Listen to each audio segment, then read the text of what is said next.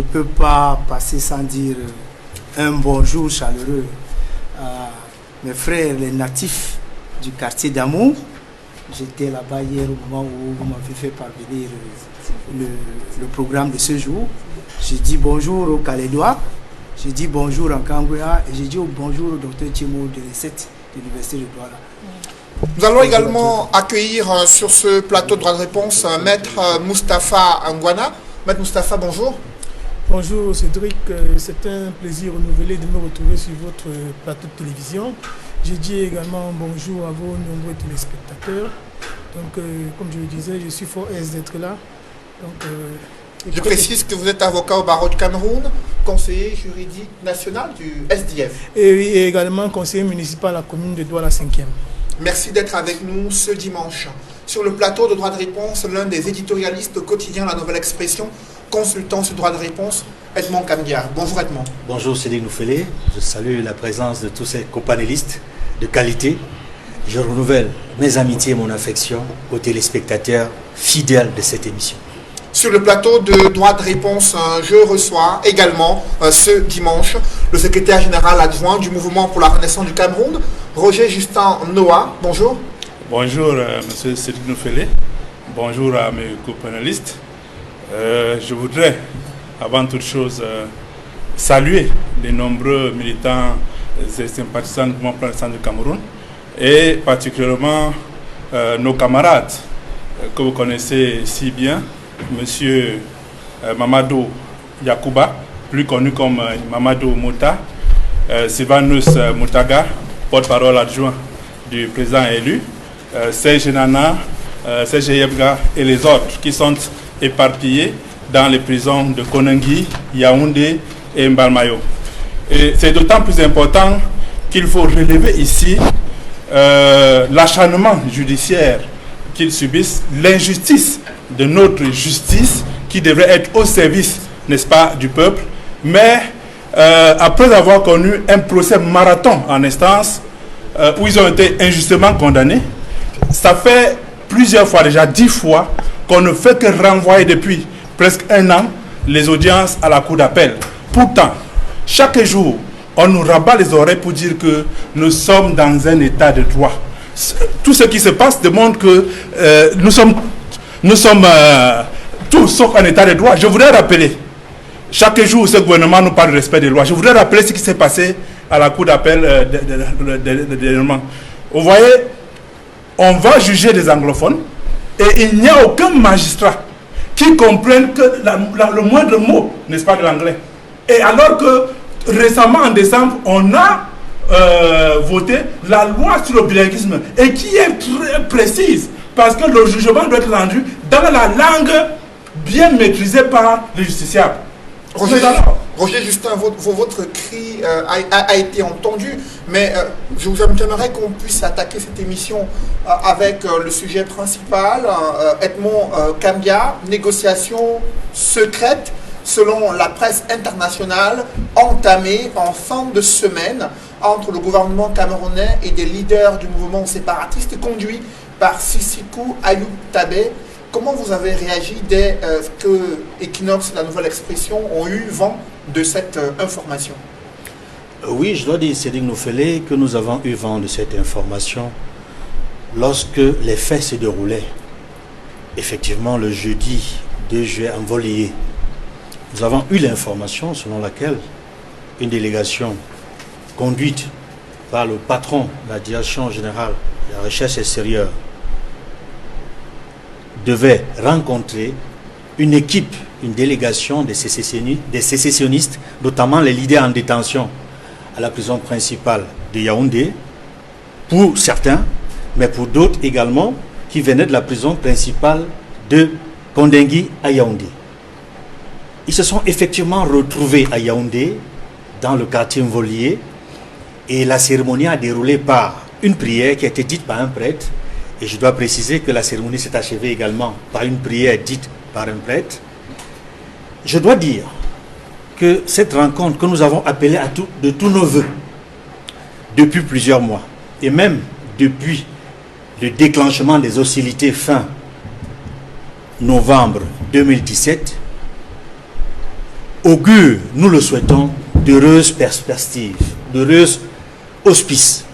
Parce que, pas plus tard que dimanche dernier sur ce plateau, je rappelle encore que nous avons réitéré la nécessité et l'urgence pour le gouvernement du Cameroun à rencontrer les sécessionnistes en détention à Yaoundé pour pouvoir obtenir de manière urgente un cessez-le-feu.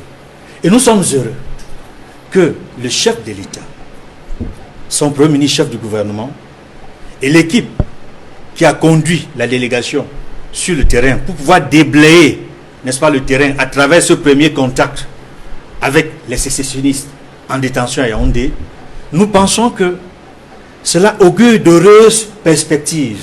Je tiens à le dire, nonobstant le contexte dans lequel les choses se sont déroulées. Pourquoi? Parce que depuis plus d'1 an, Ayoub Sissokou Tabé, avant même qu'il y ait le grand dialogue national, était favorable pour des discussions directes avec le régime de Yaoundé. Et nous sommes heureux que, n'ayant pas pu prendre part au grand dialogue national, que la communauté nationale et même la communauté internationale ont considéré comme étant un pas, mais un pas qu'il fallait notamment avancer pour que le dialogue soit plus inclusif. Et nous pensons que cette rencontre augure de l'inclusivité avec la présence personnelle d'Ayoub Tabé, qui est le leader d'une branche importante des sécessionnistes.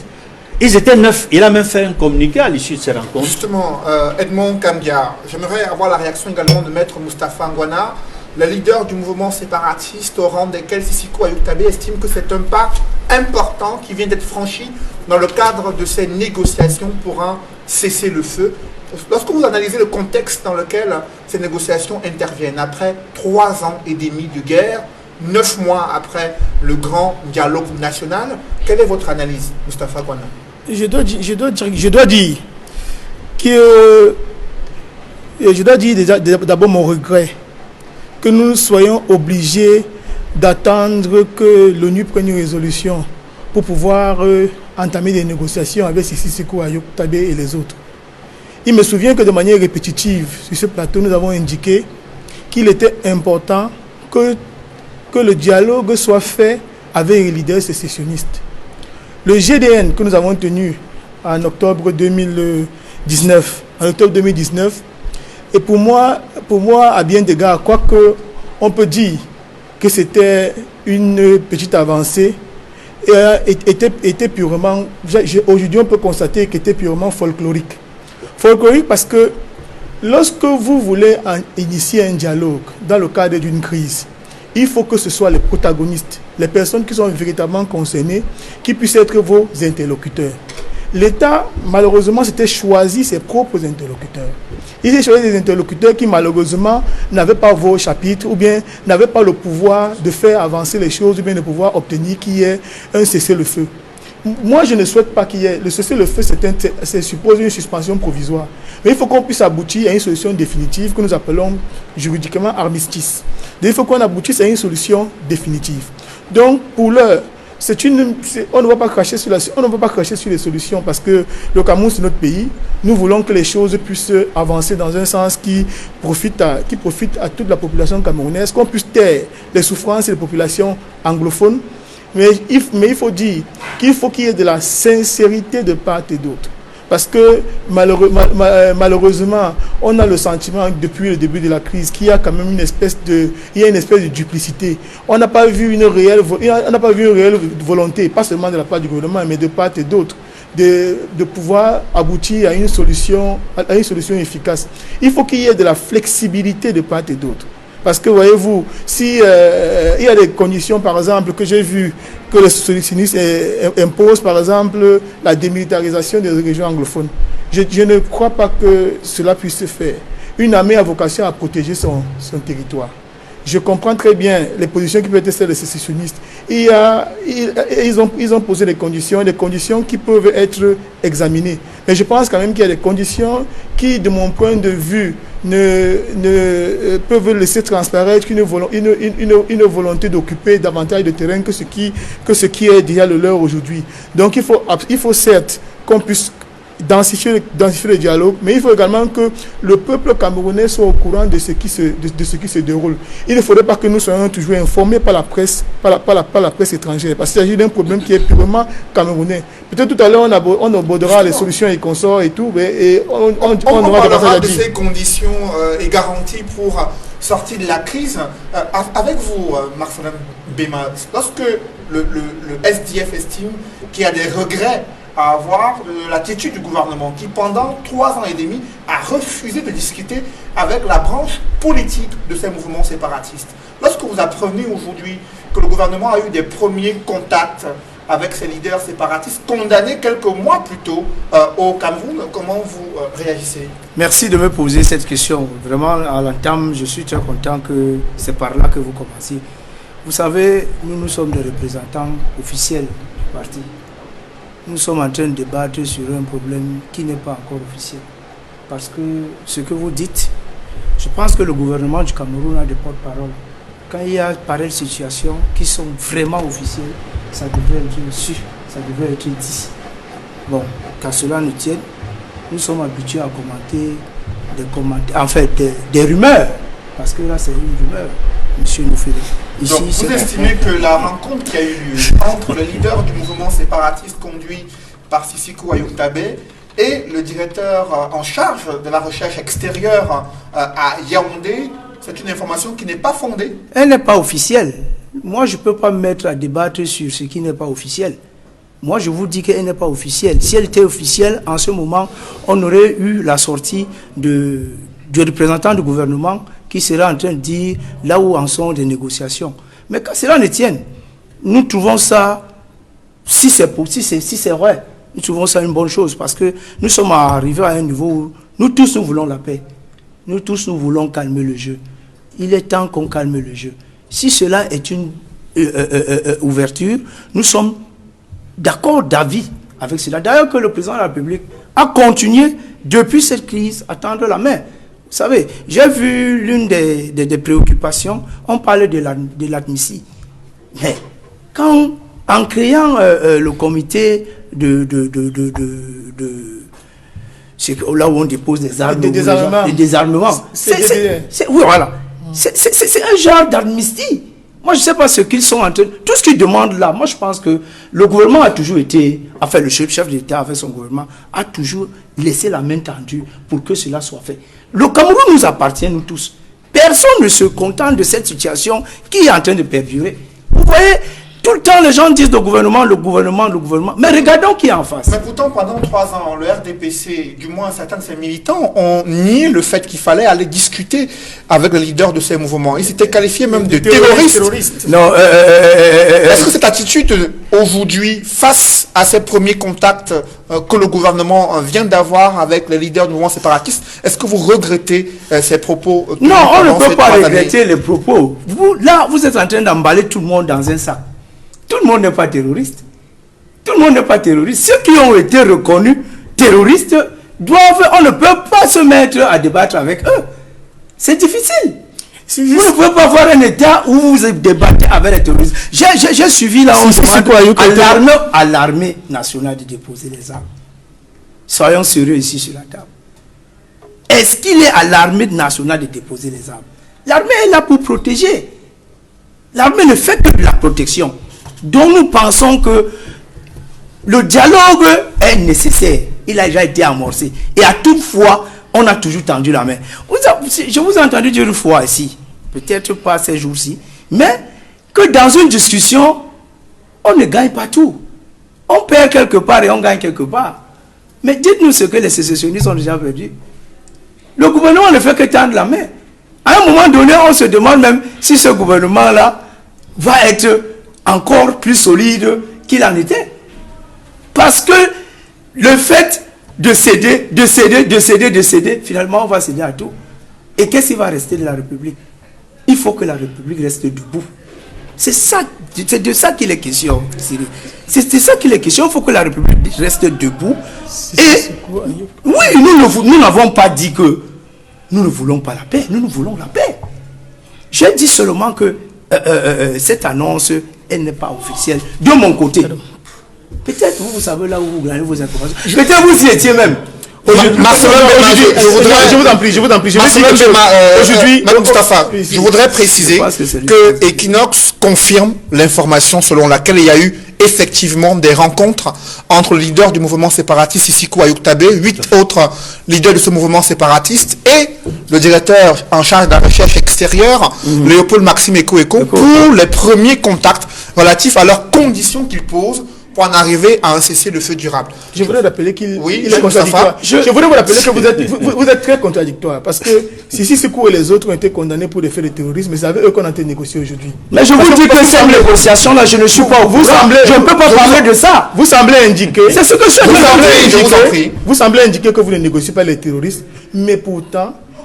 on ne sortira jamais de cette crise si on ne négocie pas avec les principaux protagonistes.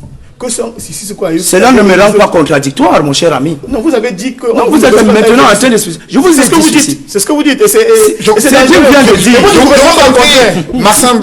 C'est Dieu vient de dire que Equinox confirme. Oui. Et je dis, peut-être vous étiez même à ces négociations. Mais écoutez ce que moi je vous dis.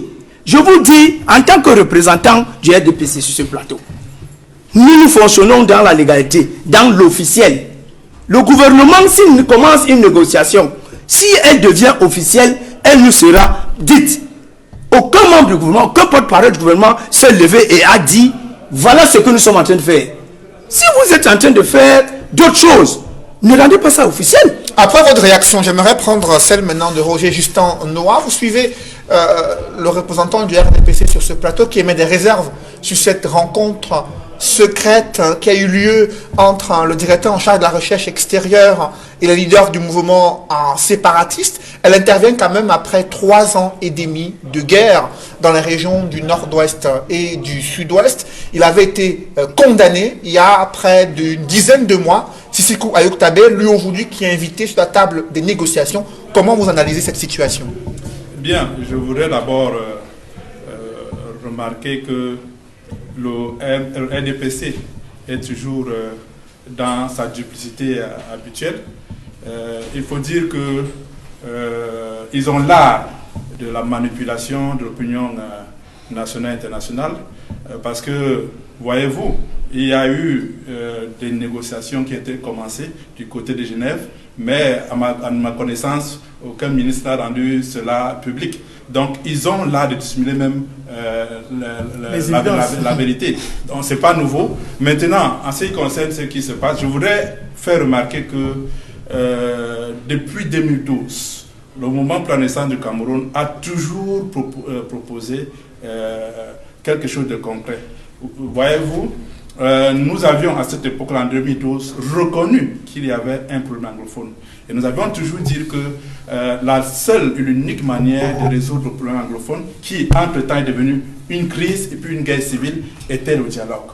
Je crois que dans sa déclaration publique, son discours, notamment à la place de fête de Bamenda, le 25 juin 2016, et en Gaoundéré, le 10 décembre 2016, le professeur Maurice Kamto n'a fait que cela, des propositions pour sortir dignement de cette crise. Mais vous avez en face de vous un gouvernement d'incompétents qui ne savent même plus écouter et qui pensent qu'ils sont les plus intelligents alors qu'ils ont toujours les mauvaises solutions aux véritables problèmes. Pourtant, Marcelin Bella ici estime que le gouvernement a cédé sur bien des choses concernant la situation dans le nord-ouest et le sud-ouest. Qu'est-ce que vous en pensez? Non, je pense simplement que le gouvernement, comme d'habitude, a apporté une mauvaise solution. Tenez, vous voyez le comité de désarmement.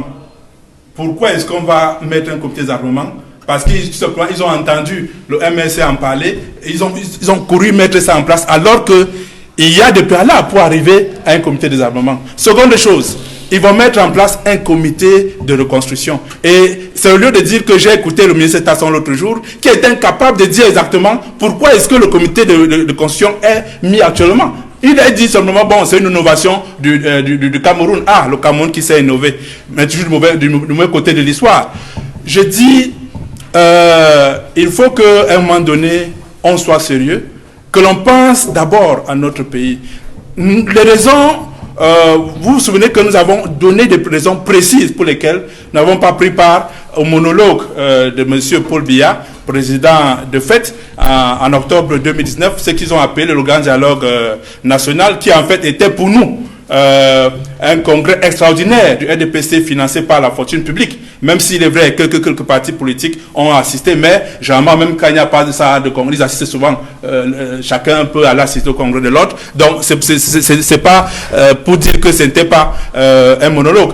Nous avons dit qu'il fallait que les protagonistes soient là. Donc, il fallait les libérer. À l'époque, le président Kamto et certains autres étaient en prison. Nous avons demandé leur libération. On ne peut pas parler dans un dialogue sincère. Et ceux qui sont le plus concernés par cette question-là n'y sont pas. Aujourd'hui, nous avons proposé de cesser le feu depuis fort longtemps. Je me rappelle encore le président Kamto qui parlait à la nation le 19 mai dernier, quand le président de FET est venu brouiller son message. Il a dit clairement qu'il appelle à un cessez-le-feu, même provisoire, afin que les protagonistes puissent se parler. Si le RDPC et son gouvernement, finalement, écoutent, même si c'est peut-être, comme d'habitude, sous la pression, n'est-ce pas, de l'ONU, notamment de l'ONU qui a appelé à un cessez-le-feu pour faciliter la lutte contre le Covid le 23 mars dernier, nous pensons que c'est une avancée, c'est quelque chose qui pourrait permettre d'arriver à de véritables négociations. Et pendant une négociation, nous avions dit qu'il faut mettre en place un comité piloté par un président en exercice ou alors un ancien président, assisté par le groupe des sages et le LUA. Si c'était le cas, ça veut dire que de telles négociations, pour nous, au MSC, nous pensons, devront se faire soit dans le pays du président en exercice, soit alors dans le cas échéant à Addis Abeba. On va en parler tout à l'heure, Roger Justin. J'aimerais qu'on reste sur le contexte de cette rencontre entre le leader du mouvement séparatiste et le gouvernement camerounais, Edmond Kambia, une rencontre qui intervient 2 jours après l'adoption d'une résolution des Nations Unies sur un cessez-le-feu humanitaire de 90 jours partout dans le monde.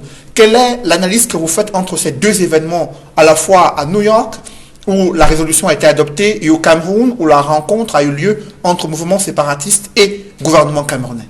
Oui, Cédric Noufélé, avant de répondre à cette question, je voudrais rassurer les représentants du RDPC sur ce plateau que l'information qu'Equinox Télévision donne est une information vraie et elle est sérieuse. Il s'est effectivement déroulé une rencontre, un premier contact. Je n'ai pas dit qu'elle est fausse, je dis qu'elle n'est pas officielle pour moi. Elle n'est pas officielle pour vous? Oui, je n'ai pas dit qu'elle est fausse. Oui. Ça veut dire que c'est une rumeur, mais non. Vous allez commenter une rumeur. C'est pour cela que je suis davantage surpris. Permettez que je puisse parler et veuillez ne pas m'interrompre. Non, je vous ai parce pas que je ne vous je interromprai voulais seulement jamais. qu'on précise. Non, c'était une précision de... Je vous dis que Equinox Information, dans sa capacité à investiguer, a toujours eu à donner la bonne information. Et je vais vous citer un peu 2 faits récents qui nous ont toujours donné raison. Le massacre de Ngarbou, il y a eu une commission d'enquête officielle. Et il y a eu un communiqué du secrétaire général de la présidence de la République qui a fait un rapport, qui a fait une synthèse du rapport de cette commission d'enquête qui nous a donné globalement raison. Et on a commencé à interpeller des personnes qui ont commis le massacre en Ngarbou. Nous l'avions dit qu'il y a eu un massacre en Ngarbou. Ce document nous a donné raison. Le deuxième fait que je peux donner, parce que c'est des faits les plus récents, l'assassinat de notre confrère Samuel Ouazizi. Le ministère de la Défense nous a donné raison, a confirmé l'information. Et je vous dis que l'information que nous donnons aujourd'hui... Que c'était un assassinat? Effectivement. Il a été assassiné. Il est mort. Nous l'avons dit qu'il est mort au mois de 2019. J'aimerais qu'on puisse avancer. Vous m'interrompez encore. Et peut-être je peux ajouter que permettons à Edmond d'aller jusqu'au bout. Non, je vous en prie, permettez à Edmond d'aller jusqu'au bout. Edmond, allez-y. Et maintenant, je vais continuer parce que bon, il est libre de considérer nos informations comme n'étant pas officielles selon lui. Et dans son entendement non officiel veut dire que ce n'est peut-être pas vrai et que c'est des rumeurs. Non, nous ne donnons pas des rumeurs à Évidence Télévision, monsieur. Vous permettez que je continue? On ne s'écoute pas. Vous dites ce que Marcelin, il a la parole. Permettez qu'il aille jusqu'au bout, vous allez réagir après. Edmond, allez-y. Maintenant, je rentre dans le fond du sujet. Le contexte dans lequel cette rencontre s'est déroulée rentre effectivement dans ce qu'il est convenu d'appeler la vive préoccupation du Conseil de sécurité de l'ONU sur les conflits à travers le monde. Et effectivement, vous l'avez dit, le Conseil de sécurité a adopté une résolution pour une trêve mondiale. Et cette résolution qui a été initiée, rédigée et soutenue par la Tunisie a été adoptée à l'unanimité. La Tunisie et la France. Pas la Tunisie et la France, oui, la France. Adoptée à l'unanimité par environ 180 pays membres de l'ONU. Et cette résolution demande clairement aux parties prenantes dans les conflits à travers le monde de débuter immédiatement une pause humanitaire durable d'au moins 90 jours consécutifs afin de faciliter les aides dans la lutte contre la propagation du coronavirus. Je voudrais ajouter que cette résolution du Conseil de sécurité, qui est approuvée par la majorité des États dans le monde entier, vient en soutien à l'appel lancé au mois de mars dernier par le secrétaire général de l'ONU, Antonio Guterres, appel qui visait à obtenir un cessez-le-feu immédiat à travers le monde pour faciliter la lutte contre le Covid-19. Voilà brossé globalement le contexte dans lequel la résolution a été adoptée. Et elle vise globalement à obtenir un cessez-le-feu, et je le précisais, la pause humanitaire d'au moins 90 jours durable. Et la rencontre qui s'est tenue en volée, je le précise, le jeudi 2 juillet, entre la délégation du pouvoir, conduite par le directeur général, la direction générale à la recherche extérieure, Léopold Massim Eko en personne, avait en face d'elle une délégation qui était conduite par Ayouk Sissoko Tabé et ses camarades. Ils étaient 9 de la prison principale de Kondengui et 2 autres venaient de la prison principale, de la prison centrale de Kondengui, parmi lesquels Mancho, BBC. Ce sont des faits réels. Nous pouvons à tout moment vous donner les détails de ces informations-là. Et nous apprécions cette rencontre. Et je le disais tantôt depuis mon propos, comme nous l'appelions de tous nos voeux, pour obtenir rapidement un cessez-le-feu qui va faciliter les négociations devant déboucher sur la résolution durable et pacifique de la crise anglophone. Donc voilà le contexte dans lequel ça se déroule. Est-ce que c'est cette résolution de l'ONU qui a mis la pression sur le gouvernement camerounais en vue d'entamer ces discussions?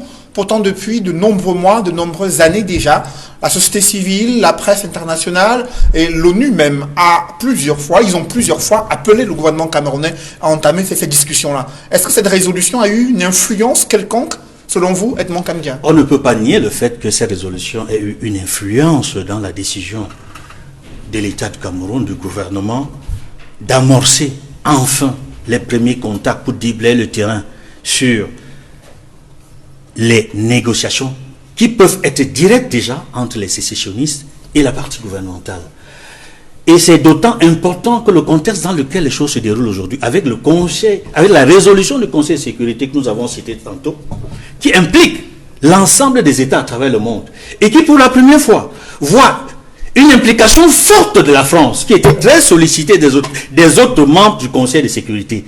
Les autres membres de sécurité, depuis plus d'1 an, sollicitent une implication forte de la France pour faire avancer la résolution de la crise anglophone.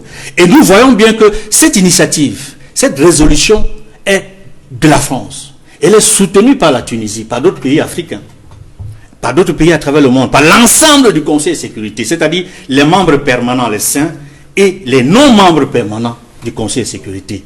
Et c'est dire toute la force de cette résolution qui peut avoir des conséquences au cas où le Cameroun, au cas où le gouvernement camerounais ne s'empresse pas à saisir au bon cette opportunité afin de débuter les premiers contacts qui ont commencé et en vue d'obtenir un cessez-le-feu que tout le monde attend depuis plusieurs années, parce qu'Antonio Guterres, qui est venu au Cameroun plusieurs fois, qui a rencontré le chef de l'État plusieurs fois, a toujours appelé à une solution pacifique de la résolution de la crise anglophone. Et cette résolution vient en appui, je le disais, en soutien à l'appel qu'il a lancé au mois de mars pour obtenir le cessez-le-feu partout où il y a le conflit à travers le monde. Et le Cameroun est l'un des pays où il y a conflit. Et je pense que ça a été une bonne chose, c'est une bonne nouvelle que le gouvernement ait saisi au bon, n'est-ce pas, cette résolution de l'ONU pour pouvoir engager aussitôt de manière immédiate les premiers contacts. Au regard de ces contacts préliminaires, Maître Moustapha Ngouana, comment on sort d'un interminable conflit armé comme celui qui se déroule dans le nord-ouest et le sud-ouest, après ces premiers contacts qui interviennent au lendemain d'une violente guerre fratricide ayant fait des milliers de morts selon des chiffres non officiels? Comment on sort d'une telle guerre? Il faut dire qu'au départ, il faut qu'il y ait déjà la volonté des différentes parties à pouvoir sortir de la crise. Qu'il y ait de la sincérité de part et d'autre. Qu'il y ait de la flexibilité, je l'ai dit. Parce qu'il y a des conditions que vont poser chacune des parties, qui sont des conditions qui, de prime abord, sont inacceptables. J'ai essayé d'évoquer une tout à l'heure. On ne pouvait pas demander à une armée, par exemple, de libérer une partie de son territoire. Je dis, je suis citoyen camerounais, et je pense que c'est une condition, par exemple, qui est demandée, qui ne s'explique pas. Il faut qu'il y ait une amnistie générale. Sur ce mécanisme d'amnistie générale, comment est-ce qu'on procède concrètement pour y parvenir? L'amnistie générale, l'amnistie, c'est le pardon légal. Donc, lorsqu'on parvient à un accord, il y a une loi d'amnistie qui va être prise par l'Assemblée nationale. C'est cette loi qui va permettre maintenant que tous ceux qui ont été condamnés ou bien qui sont en cours de procédure, que tout puisse arrêter, que toutes les décisions qui auraient éventuellement été prises contre eux puissent ne produire aucun effet. Donc ils puissent recouvrer la liberté. Vous comprenez? Donc il faut qu'il y ait une loi d'amnistie qui soit prise. Je crois qu'en 90-91, il y a une loi d'amnistie qui a été prise au Cameroun relativement aux UPCistes et aux UPCistes qui étaient poursuivis, qui avaient fait l'objet de sanctions dans le cadre des lois sur la subversion, des lois sur la subversion. Donc il faudrait qu'on puisse aboutir à un mécanisme comme celui-là. Il faut également qu'on puisse apporter le développement aux populations des régions anglophones. Je prends 2 ou 3 exemples pour illustrer. Lorsque vous voulez aller à Kwaya, qui est chez M. Paul Aya Abine, vous êtes obligé d'aller au Nigeria avant de revenir au Cameroun, parce qu'il n'y a pas d'infrastructure permettant de pouvoir aller en ligne directe. Il faut apporter le développement. Le département du Ndian, qui est celui qui nous produit l'essentiel du pétrole du Cameroun, dans le Ndian, il est impossible de se rendre. En 2017, le premier vice-président national du RDF a perdu son père honorable aussi, mais il était obligé d'organiser les obsèques à Kumba. Parce que nous ne pouvions pas nous rendre chez lui dans le Ndian. C'était impossible, il n'y avait pas moyen d'y aller. Le Lébialem, c'est pareil. Si l'armée n'arrive pas à gagner, par exemple, la guerre dans les régions, à gagner cette guerre dans les régions anglophones, ce n'est pas parce que notre armée est incompétente, mais c'est parce que l'armée n'a pas le moyen de pouvoir circuler dans ces régions-là. Des zones qui sont frappées par le sous-développement. Dans le Lébialem, vous entrez, vous avez la même voie. Quand vous partez de ceux qui partent de Tcham, par exemple, de Fongo Tongo pour se rendre dans le Lébialem, c'est une seule voie. Quand vous entrez, tout le monde vous voit arriver. Donc on vous tend facilement une embuscade. Donc il faut apporter le développement à ces populations-là. Et il faut qu'on puisse résoudre le contentieux historique de 1961. Il ne faut pas qu'on se trompe. Si on ne donne pas le fédéralisme aux régions anglophones, je vous dis que nous aurons toujours, pas aux régions anglophones, au Cameroun. Je ne demande pas qu'on revienne à la solution de 61 parce que ce serait suicidaire. Ce serait ouvrir la voie à la sécession. Qu'on puisse calquer sur la base des 10 régions que nous avons aujourd'hui. On donne la possibilité aux régions de s'administrer véritablement pour des questions qui ne relèvent pas, qui ne sont pas des questions de souveraineté, comme c'est fait dans toutes les régions. Vous voyez, je l'ai déjà dit, je crois de manière répétitive ici, là. La plupart des puissances au monde aujourd'hui sont des puissances fédérales. Donc il faut donner la possibilité aux populations de pouvoir s'administrer. Les anglophones ont expérimenté le local government pendant des années. Et aujourd'hui, ils voient comment est-ce qu'il y a la décrépitude de leur région. Il faut leur donner la possibilité, pas seulement à eux, les anglophones, mais à tous les Camerounais, la possibilité de pouvoir gérer leurs propres affaires. Vous pouvez me dire qu'on veut faire un banc, on veut offrir des bancs dans une école dans le légalem. C'est un bonhomme qui a Yaoundé qui doit prendre la décision. Qu'est-ce qu'il connaît des réalités du légalem? Il n'en sait absolument rien. Nous avons bloqué la décentralisation. Même les nouvelles lois qui ont été prises, de mon point de vue, ne sont pas absolument satisfaisantes pour pouvoir régler le problème de manière profonde. Il faut qu'on accepte de part et d'autre de lâcher du lest. Il faut qu'on accorde aux populations anglophones un temps soit peu, un tantinet de ce qu'ils réclament. Et une des choses symboliques dans ces revendications, c'est le fédéralisme. Le fédéralisme, ce n'est pas la sécession. Et il faudrait également que les solutions qui sont proposées soient des solutions africaines.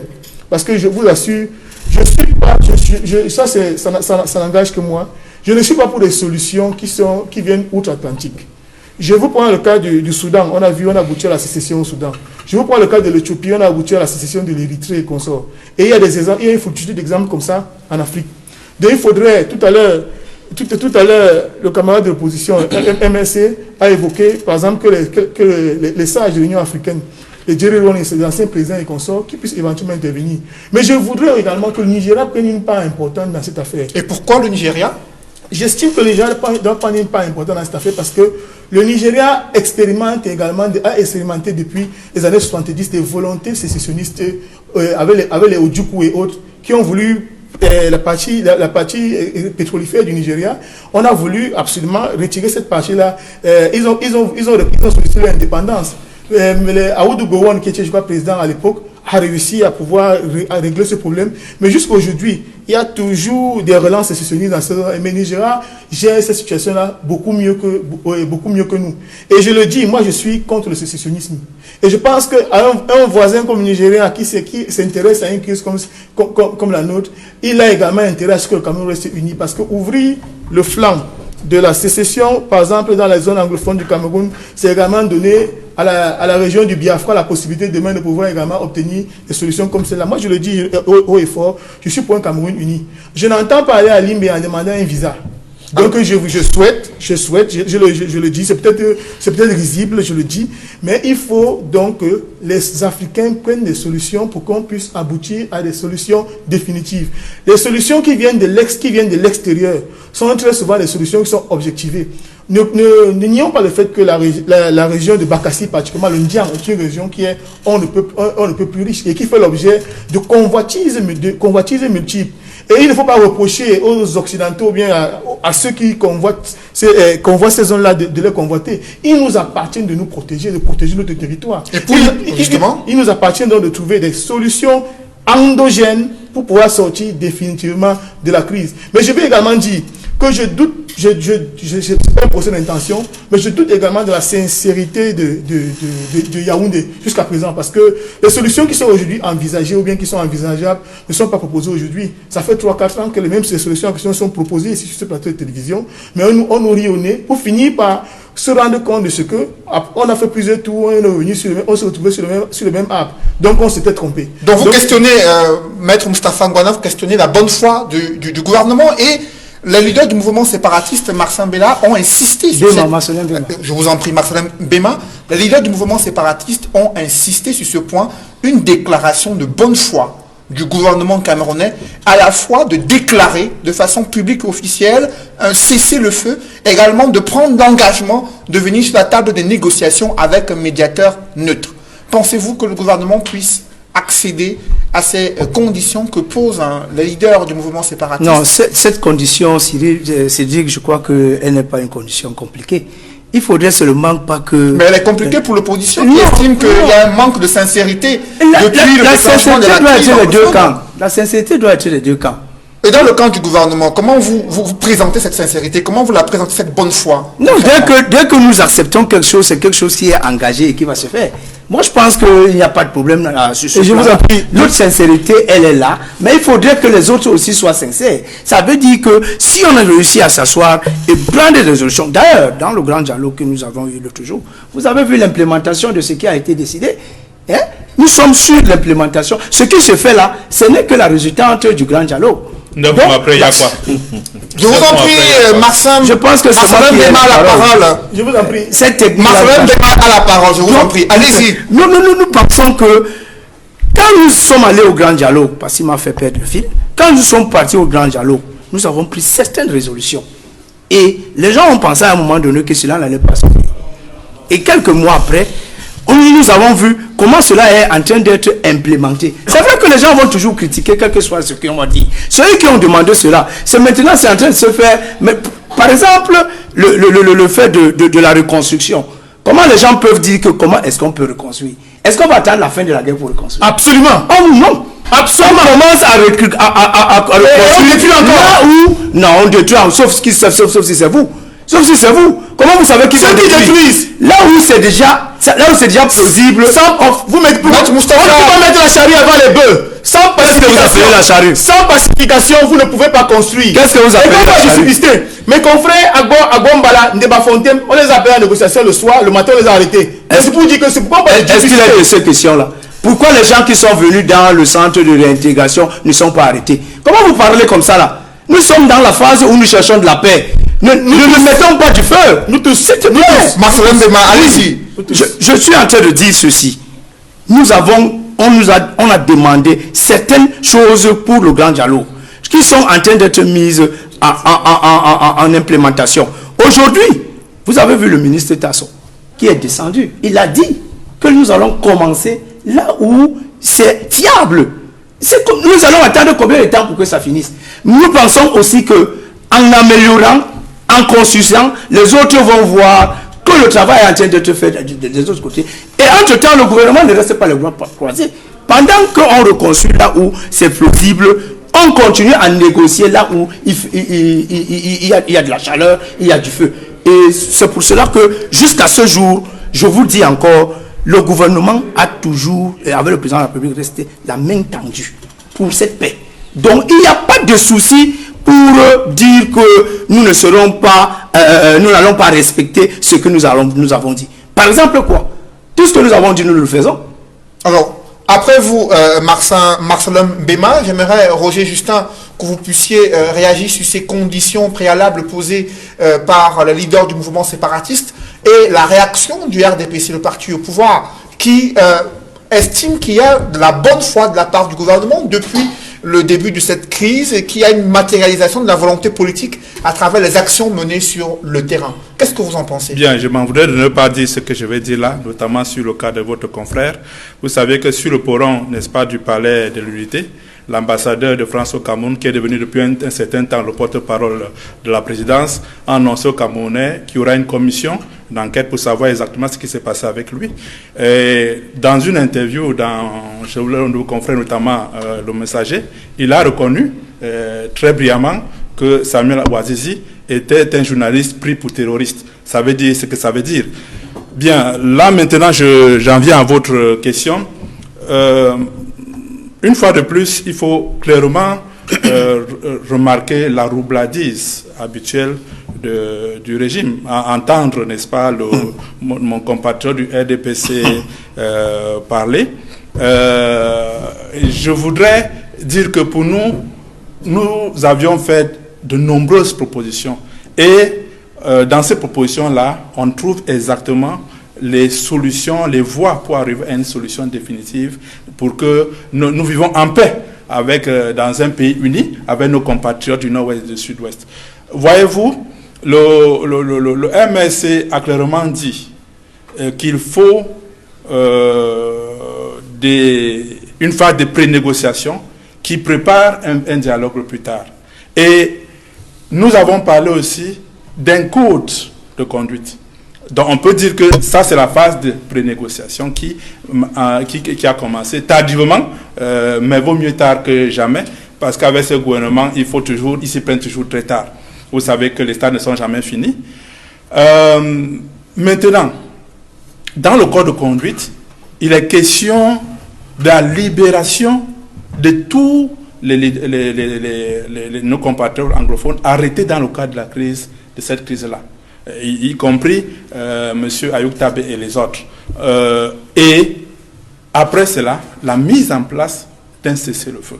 Parce qu'on ne peut pas aller négocier quand les armes crépitent encore. Dès qu'on a fait cela, à ce moment-là, on peut passer à la phase de négociation. Et nous sommes d'accord avec eux que cette phase de négociation doit se faire, je l'ai dit tout à l'heure, dans le cadre de la proposition du MSC, nous avons parlé de la mise en place d'un comité de haut niveau, présidé par un président en exercice ou un ancien président. Ça veut dire que si c'est un président en exercice, nous proposions que les négociations se passent en Afrique, dans la capitale de ce pays-là. Si c'est un ancien président, que ça se passe plutôt au siège de l'Union africaine. Quand je l'ai dit, je voudrais maintenant faire remarquer que il faut évidemment que le gouvernement réponde favorablement à un certain nombre de propositions. Et je vais reprendre mon compatriote du SDF qui a dit que l'armée pouvait bien gagner l'incompétente parce qu'il y a des zones où elle n'arrivait pas à accéder seulement et si elle avait accédé, elle aurait gagné. Non, je dis, nous l'avons toujours dit, et c'est l'occasion de le redire avec emphase, que une armée ne gagne pas une guerre contre son peuple. Donc, la seule voie, c'est la négociation. Rien que la négociation et seulement la négociation. Encore que, et là, je suis content d'entendre cela venir de, je pense que c'est lui qui a dit ça, la sincérité. Et encore qu'il faut qu'il sache que la sincérité est souvent questionnée du côté du gouvernement. Parce que il faut qu'on se rappelle qui sont ceux qui n'arrivent pas à tenir leurs promesses. Lorsqu'on sort des années 90 avec une constitution, c'est toujours ce gouvernement qui n'a pas pu tenir ses promesses qui étaient contenues dans cette constitution-là. Jusqu'à aujourd'hui, on n'a pas encore sorti d'ailleurs. Il y a des institutions qui étaient prévues dans cette constitution-là qui ne sont pas encore mises en place. Donc, ça veut dire que c'est un gouvernement qui est habitué dans la duplicité, habitué à tromper ses citoyens. C'est de ça qu'il s'agit. Et je ne voudrais pas que... parce que la phase que nous entamons là, en ce qui concerne la crise anglophone, est une phase importante. Il y a une démarche et nous souhaitons que la démarche soit respectée pour qu'enfin, on arrive, n'est-ce pas, à une paix durable. Et je voudrais dire que dans le cadre d'une telle négociation, on ne peut pas imposer une forme d'État. Ça doit être un sujet à débattre, la forme de l'État. C'est les différentes parties qui doivent s'accorder sur la forme d'État, quitte à ce qu'on puisse plus tard modifier la constitution pour en tenir compte. Alors justement, Roger Justin, comment on garantit la sincérité des différents protagonistes sur la table des négociations au moment où il faut en arriver à un cessez-le-feu? Comment on garantit concrètement cette sincérité-là pour vous? Bien. Concernant par exemple l'armée, nous avons dit que l'armée nationale est là pour protéger notre territoire, l'intégrité de notre territoire. Encore que sur ce plan-là, le MS a été toujours clair là-dessus. Nous ne sommes pas d'aucune manière pour la sécession. Nous voulons vivre dans un pays qui soit uni. Maintenant, pour répondre à votre question, je pense que nous avons d'ailleurs demandé que l'armée se retire dans les casernes. Ça ne veut pas dire que l'armée laisse du terrain à nos compatriotes qu'on peut appeler rebelles aujourd'hui. Non, les deux parties se retirent afin qu'on puisse laisser la... Et cela doit se faire sous, n'est-ce pas, la supervision de la communauté internationale. Et pour nous, c'est ça la garantie, c'est-à-dire la supervision de la communauté internationale. Même si ça se limite au niveau de l'Union africaine.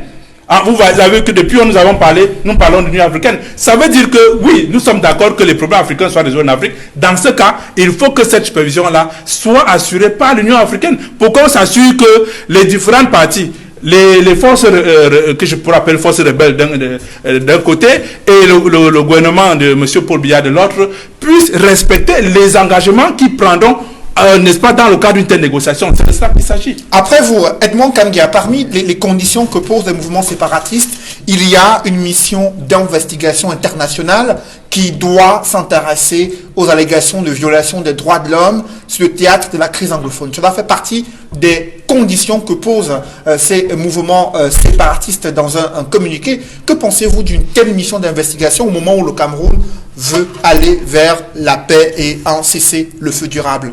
Oui, avant de répondre à cette question, je voudrais dire à M. Mbema qu'en droit international, les mots ont un sens. Vous avez rappelé tantôt que lors du grand dialogue, il y a eu des résolutions. Moi, je m'en vais vous dire qu'il n'y a jamais eu de résolution au terme du grand dialogue national. Il y a plutôt eu des recommandations. Et en droit international, Si les résolutions sont contraignantes, les recommandations ne le sont pas. C'est la raison pour laquelle, au terme du grand dialogue, les recommandations sont parvenues au chef de l'État pour que le chef de l'État en fasse ce qu'il veut par rapport à leur pertinence, à leur capacité, à leur faisabilité. Il y a eu une série de termes qui avaient été utilisés au terme du grand dialogue pour que le gouvernement et le chef de l'État en particulier puissent donner du sens aux recommandations formulées par les participants du grand dialogue. Il n'y a jamais eu, je le répète, des résolutions au grand dialogue national. Il fallait qu'on soit clair là-dessus. Maintenant, pour répondre à votre question, en ce qui concerne une mission d'investigation dans le nord et le sud-ouest, en réalité, pour moi, ce n'est même pas une condition. Ce n'est même pas une condition. Cela va de soi. Parce que ce soit les ONG nationales ou les ONG internationales ou les partenaires institutionnels ou les pays amis du Cameroun, l'Union européenne, les États-Unis, la France, le Parlement européen, de nombreuses recommandations sont allées dans le sens de la nécessité des investigations sur les exactions commises de part et d'autre dans le nord-ouest et sud-ouest par les forces gouvernementales et par les forces dites sécessionnistes. Pour moi, ce n'est même pas une condition. Pour moi, si la partie sécessionniste a mis ça comme condition, c'est pour se rassurer davantage de la sincérité du gouvernement dans le processus qui vient de débuter.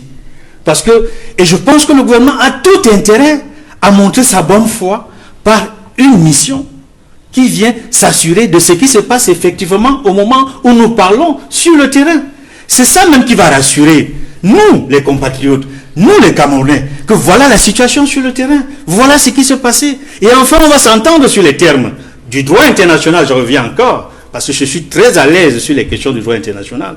Enfin, on saura, c'est au terme de cette mission d'investigation que l'on pourra qualifier les faits. Savoir, par exemple, s'il y a crime de guerre, s'il y a crime contre l'humanité, s'il y a génocide ou non. Parce qu'il y a débat, controverse sur ces termes-là. Mais pour arriver à qualifier les faits, il faut une mission d'investigation sur le terrain. Donc, pour moi, ce n'est même pas une condition, c'est une nécessité. Après vous, Edmond Kamdia, Maître Moustapha Ngwana, on est là sur les conditions et les garanties d'un cessez-le-feu sur le théâtre de la crise anglophone. Lorsqu'on parle de mission d'investigation internationale pour des allégations des droits violés sur le théâtre de la crise anglophone, qu'est-ce que vous en pensez? Je vais d'abord vous dire une chose, c'est qu'il y a en cette matière, il n'y a pas de garantie absolue. Vous avez vu le président Gbagbo et Alain Marcoussi, il a signé des accords parce qu'il était certainement dans une position inconfortable. Et lorsqu'il est revenu à Abidjan, il les a remis en question. Ce qu'il faut savoir surtout, c'est que il faut qu'il y ait, je l'ai dit ici à l'orée de mon propos, qu'il y ait une véritable volonté de part et d'autre. Qu'il y ait une véritable volonté de part et d'autre de sortir définitivement de la crise. Et que les citoyens camerounais qui seront appelés à la table d'une négociation aient la volonté de faire avancer leur pays. Parce que si ce n'est le cas, on n'aboutira jamais à rien. Même si vous signez un accord, une espèce de feuille de route qui indique le VAD MECOM, le fil d'Ariane que vous devez suivre pour qu'une solution soit apportée, pour qu'on puisse aboutir à des solutions. Ce sont des engagements qui en réalité très souvent n'engagent pas. C'est des engagements qui n'engagent très souvent pas. Les gens le font également en fonction des rapports de force. Donc ce qu'il faut surtout mettre en perspective, c'est la volonté des uns et des autres. Mais il faut également le dire que l'intervention, par exemple, d'un tiers, un tiers, quand je parle ici d'un tiers, ça peut être les auspices de l'Union africaine qui peuvent être sollicités.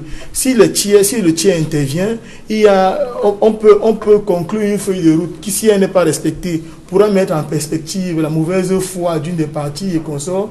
Et le moment venu, peut-être cela pourrait aboutir à des sanctions internationales ou quoi que ce soit. Mais il faut le dire de prime abord que c'est des engagements qui très souvent ne lient pas de manière définitive les parties.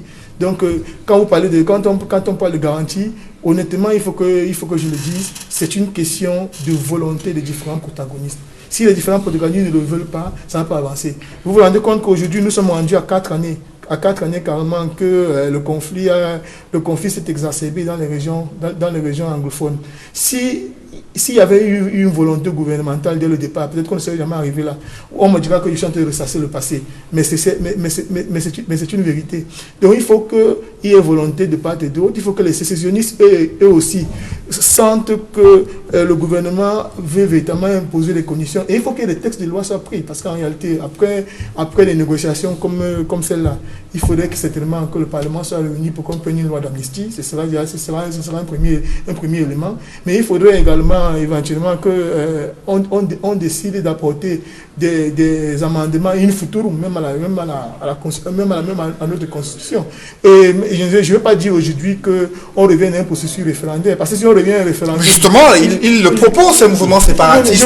Le souhait qu'il y ait un référendum, est-ce que ce n'est pas là déjà la question qu'ils vont poser sur le problème, c'est que le mouvement séparatiste ou alors ne nous trompons pas. Le fait de rester ne nous trompons pas.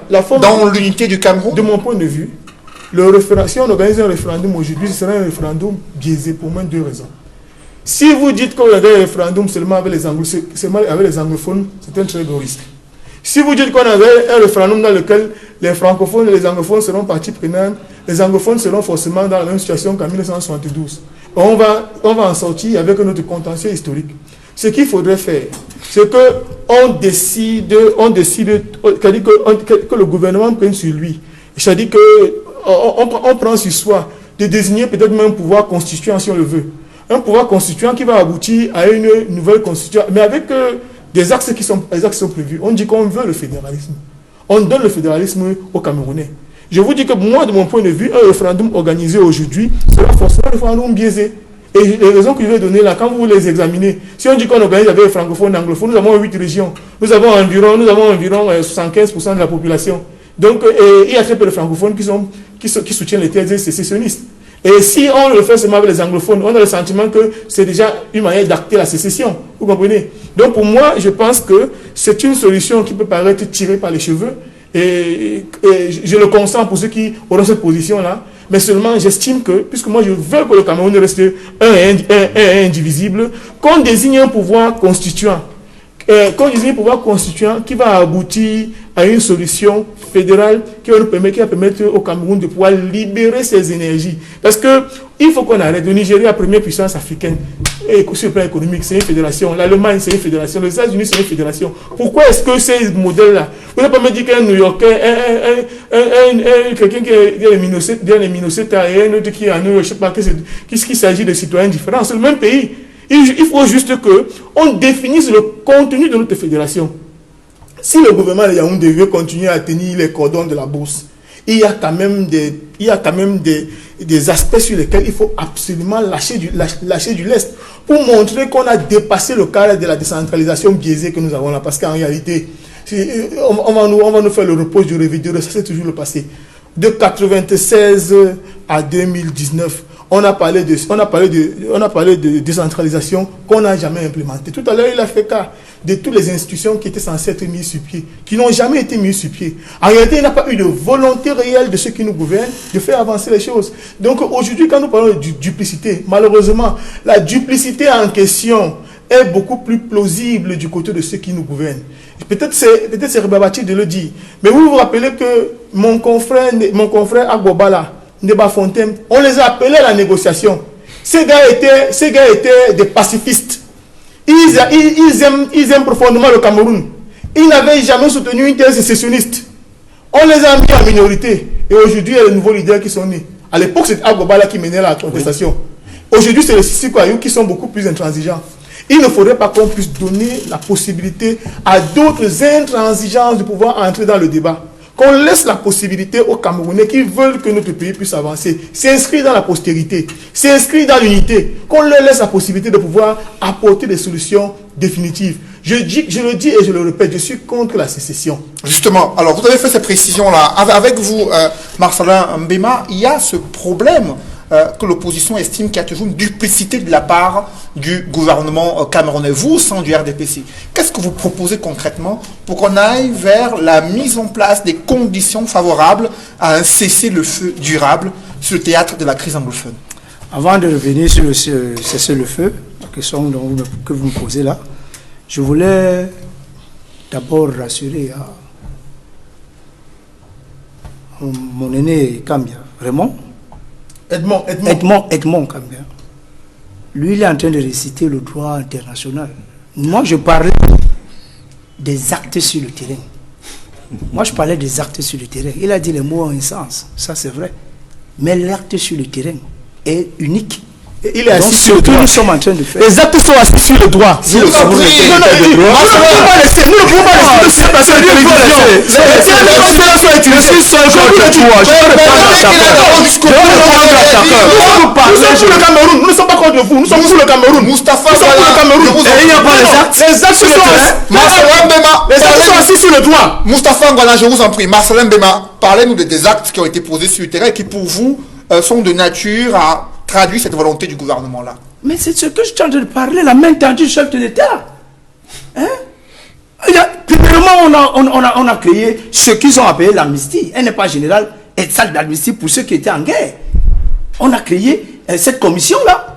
Deuxième, qu'est-ce qu'on n'a pas créé? La commission du bilinguisme. Chaque fois qu'ils ont demandé quelque chose, on a attendu. Et ça a été acté sur le terrain. C'est de ça que je parle.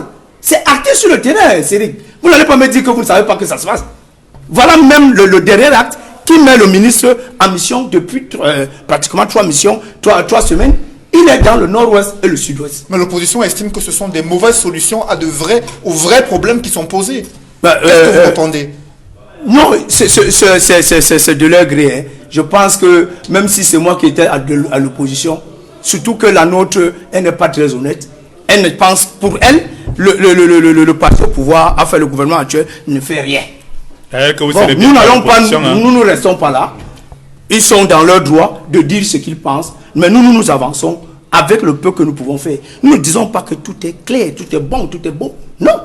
Mais que les gens pensent aussi qu'il y a quand même des avancées que nous faisons. C'est de ces actes que je parlais. Deuxièmement, mon camarade, mon compatriote du MRC, qui m'a parlé que de la roubladise. Moi, je pense que par rapport à tous mes propos ici, je suis resté courtois. Par rapport à lui, qui a parlé du président de la République, un président de fait. Il l'a dit plus de 3 fois. La roubladise n'a rien à voir avec la courtoisie. Je dis que moi, je suis resté courtois. Vous avez dit, vous pouvez parler de roubladise. Voilà. Donc, mais c'est péjoratif. À votre entendement. Ah oui, c'est péjoratif. La roubladise est péjorative. C'est pas personnel. Sauf si vous voulez définir ça autrement. Je suis en train de vous dire que je ne suis pas resté là-dedans. Vous avez parlé du président de la République comme une vulgaire personne. Non, c'est un président de fait.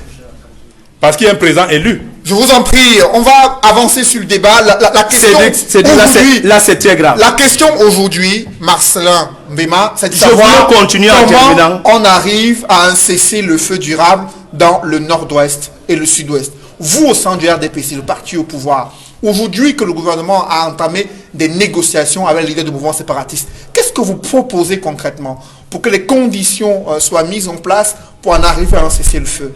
Je vous ai dit que je ne peux pas parler de cette négociation dont vous parlez. Moi, je n'ai pas d'informations. Au-delà des négociations, ce que nous faisons, la main tendue est toujours là. La main tendue est toujours là. Je crois qu'il y a une série de mesures qui ont été prises, qui sont en train d'être mises en jeu. Mais nous nous rendons compte que les gens en face, parce qu'ils ont parlé de duplicité, les gens en face demandent des choses impensables. Vous savez, quand le Premier ministre est descendu sur le terrain, quand il a pris les fonctions, il est allé au nord-ouest, au sud-ouest, il a dit ceci. Tout est négociable, sauf la sécession. Mais nous voyons que, quand des gens parlent, pourquoi les gens pensent-ils que le nouveau code de décentralisation n'est pas bon? Il faut automatiquement utiliser le mot fédéralisme. Les pouvoirs qui sont reversés maintenant dans les localités ne sont pas le pouvoir. Bon, suivant un peu l'actualité. Non, excusez-moi, c'est pas vous qui avez la parole, laissez-moi. Suivant un peu l'actualité qui est en Djobo Pinja. Vous comprenez ce que le maire de Djobo Pinja est en train de dire, en train de faire. Il est en train de prendre ces pouvoirs qui sont à lui et de les mettre en exergue. C'est ce qu'il faut faire. Je pense que c'est ce qu'il y a maintenant. Les maires ont véritablement des pouvoirs. Je ne sais pas ce... C'est un processus. Quand les gens disent que cela a été mis en place depuis, mais le gouvernement n'a pas donné la volonté. Nous avons passé dans le processus. On vous a dit que la décentralisation, c'est un processus. Ça passe d'une étape à une autre. Il faut mûrir une étape et passer à l'autre étape. C'est vrai que quand on est de l'autre côté, on veut automatiquement que tout se passe à la fois et au même moment. Et cela ne peut pas se faire. Nous restons avec la main tendue. Nous avons proposé, nous continuons à proposer. Ce que les autres pensent qu'il faut faire, c'est qu'eux, ils déposent d'abord les armes. Nous ne sommes pas d'accord. Même vous ne pouvez pas demander à l'armée nationale de déposer les armes. Tout le monde a parlé là aujourd'hui, on a attaqué le gouvernement. Personne n'a dit ici que les autorités administratives ont été tuées de façon bizarre, banale même. On a vu comment des gens sont morts. Quand on les entend parler, on a l'impression que les problèmes ne viennent que du gouvernement, que ce n'est que nous qui tuons. Nous ne tuons pas. Donc vous êtes d'accord qu'il y a une mission d'investigation internationale pour connaître des exactions commises sur le théâtre de la crise anglophone? S'il y a mission, nous ne pouvons pas refuser, puisque les exactions ne sont pas causées d'un seul côté.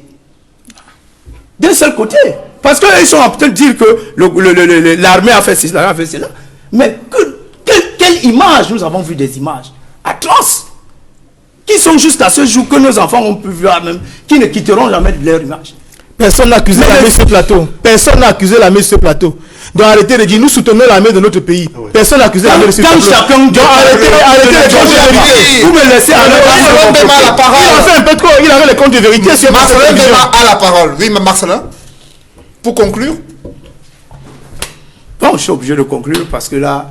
Pour permettre également aux autres de pouvoir réagir. Oui, oui, mais l'opportunité de vous expliquer sur cet nombre de questions. Tout à fait. Je dis que nous restons la main tendue pour la paix. Nous sommes pour la paix. Vous avez investigué, comme Gamé a confirmé que cette histoire de négociation est vraie. Si elle est vraie, ça ne nous étonnerait pas. Parce que le chef d'État a continué à rester ouvert pour la paix. Et nous sommes pour la paix. Que les gens ne disent pas que le gouvernement va jouer des entourloupes. Il n'y a pas d'entourloupe à faire. C'est un côté du Cameroun qui est aujourd'hui, d'ailleurs ça a été déclaré économiquement zone sinistrée. Donc nous ne pouvons pas continuer à vivre comme ça. Parce qu'après tout cela, il va falloir remettre l'économie en place. Avec la Covid-19 qui est arrivée, un fois de plus. Donc il faut déjà cette sécurité,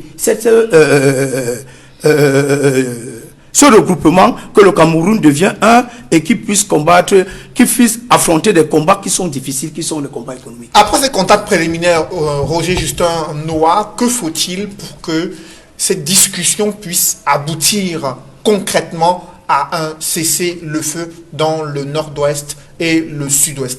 Vous avez suivi les réserves émises par le SDF sur ce plateau concernant les premières négociations qui avaient lieu en fin 2016 avec le consortium de la société civile anglophone, et ensuite quelques mois plus tard il y a eu des arrestations. Aujourd'hui, comment faut-il faire concrètement pour qu'après ces contacts préliminaires qu'on aboutisse à un cessez-le-feu et une résolution politique de cette crise dans le nord-ouest et le sud-ouest? Oui, tout à l'heure, mais avant d'y arriver, tout à l'heure vous avez parlé de la violation des droits humains. Je voudrais dire que cela ne se passe pas qu'en zone anglophone. Voyez-vous, récemment, après quelques bombes artisanales explosées à Yaoundé, il y a eu des rafles. Un dimanche, vous sortez de chez vous bien habillé, la police vous arrête et vous demande de vous asseoir à même le sol. Et vous êtes entassé là, sans le respect de la mesure gouvernementale de distanciation sociale. Est-ce que nos forces de sécurité ne peuvent pas traiter les Camerounais avec dignité? Même lorsqu'on est criminel, on a des droits. C'est cela aussi, un état de droit. Et il fallait que je le dise franchement, parce que l'image qu'on voit circuler sur les réseaux sociaux n'est pas digne du Cameroun, qui, selon le gouvernement, est un état de droit. Et tout à l'heure, mon compatriote RDPC a dit que les actes sont en train d'être posés. À l'entame de mon propos, j'ai parlé du fait que des magistrats ne soient pas en mesure de parler l'anglais. La loi sur le bilinguisme est claire là-dessus, et je parle sur le contrôle d'un avocat. Vous devrez mettre en place un collège avec des gens qui parlent la langue des justiciables. Et tout au cas échéant, avoir un interprète compétent. Mais ce qu'on a vu à Yaoundé, c'est tout sauf un interprète. Maintenant, qu'en est-il des jugements? Ils doivent être, selon cette loi-là, énoncés dans la langue du judiciable. Mais je doute qu'ayant des francophones, que ce soit en anglais. Et c'est un problème. Et voilà des lois, qu'on parle d'actes, voilà des actes. Ils ont posé un acte et ils n'arrivent pas eux-mêmes à respecter leurs propres actes. Et ils veulent qu'on ne reconnaisse pas qu'ils sont, ils font dans la duplicité, ils font dans la roublardise. Je le redis. Parce que nous avons ici un gouvernement barbare. Il faut utiliser les mots durs pour le dire. Un gouvernement cruel. Parce que quand on peut détenir un journaliste, le tuer et prendre et saisir, c'est comme ça qu'il faut dire ça, saisir son corps, parce que jusqu'à aujourd'hui, le corps de Mbouazizi n'a pas été remis à sa famille. C'est un problème. Il faut que les Camerounais sachent que nous vivons dans un enfer terrible. Nous n'allons pas mourir pour reconnaître l'enfer. Nous vivons déjà l'enfer sur terre au Cameroun avec le régime Biya.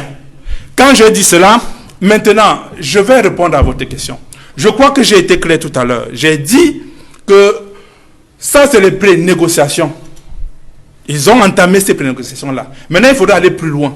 Et pour aller plus loin, avant tout cesser le feu, il faut qu'il y ait la libération de tous les compatriotes anglophones arrêtés dans le cadre de la crise anglophone. Et bien sûr, nous ne pourrons pas ne pas le dire, celle aussi de nos 15 camarades qui sont en prison parce qu'ils sont les victimes de la crise post-électorale. Vous savez bien qu'au Cameroun, on a deux problèmes majeurs. On a la crise post-électorale et on a surtout la crise anglophone.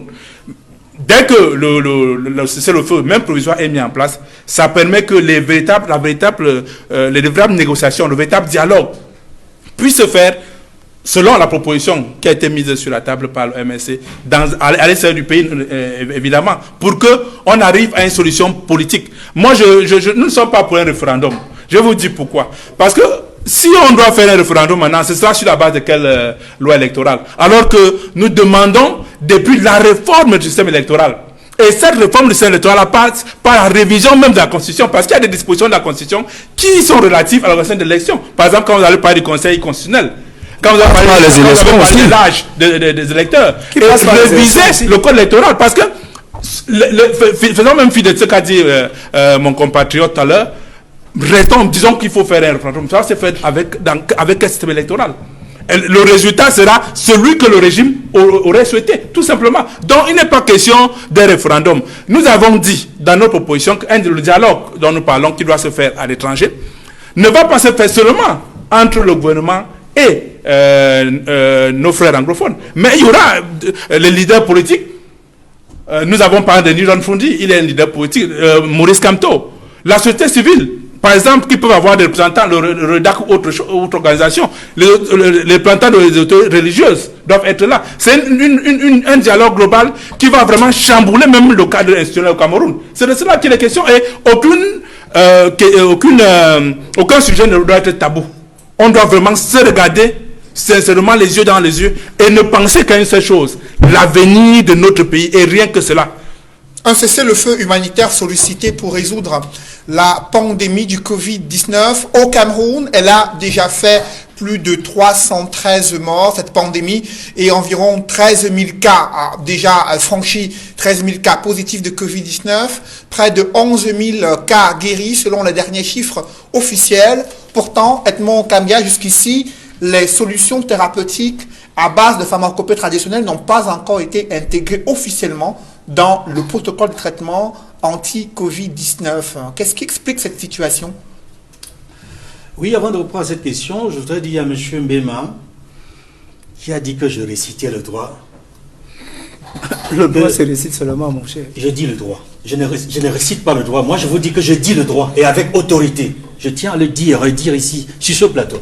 Vous ne me connaissez pas. Ne montez pas le Je suis le produit de grands professeurs d'université, dont vous n'avez même pas connaissance de certains. Je suis le produit du professeur Joseph-Marie Bipounoum, membre du Conseil constitutionnel aujourd'hui. Je suis un produit de feu Stanislas Melané. Je suis un produit du professeur Maurice Kamto. Je suis un produit du Paul Gérard Pougoué. Il n'y a pas de ça. Et ils sont nombreux. S'il vous plaît. Je ne récite pas le droit, je dis le droit. Diplômé Et je n'ai pas fait que le droit. De je suis un produit de lyrique. Je suis diplomate formé en lyrique. Je n'ai pas fait que lyrique, j'ai fait l'estique. Je suis un produit de l'estique. Je n'ai pas fait que ces écoles. Je voulais seulement rajouter. Je voulais seulement que vous sachiez que monsieur. Nous passons aux actes. Nous, c'est les actes. Ça ne sert à rien de crier sur moi. Ça ne sert à rien de crier sur moi. Ce n'est pas en criant sur moi que vous allez trouver raison.